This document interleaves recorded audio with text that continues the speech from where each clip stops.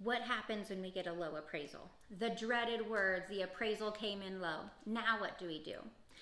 Most people will call the situation appraisal gap. There is a gap between the contract price and the appraised value.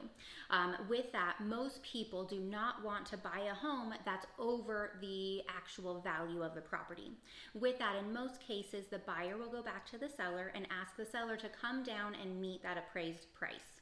Sometimes that works, but sometimes it does not work. It does depend on the situation. But depending on the negotiation thus far and everything else that happens, the answer or how we come up with that solution will be a little different. Some options that we can look at when we are in this appraisal gap situation, the first option we kind of went over a little bit is having that contract price be adjusted to that appraised value.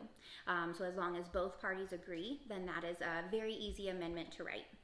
A second option would be that the buyer actually brings additional funds to closing to make up the gap of whatever that appraisal gap is. And then you keep the contract price the same and everything moves forward the same way. Another option will be that we can have the buyer and the seller both bring in additional funds to closing to make up the difference.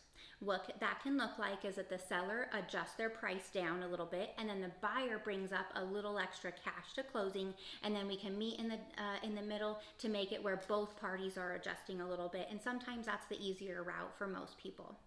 With that being said, whatever issues do come up, we'll make sure that we work together with all parties to have a situation that's going to work the best for everybody as possible as we can.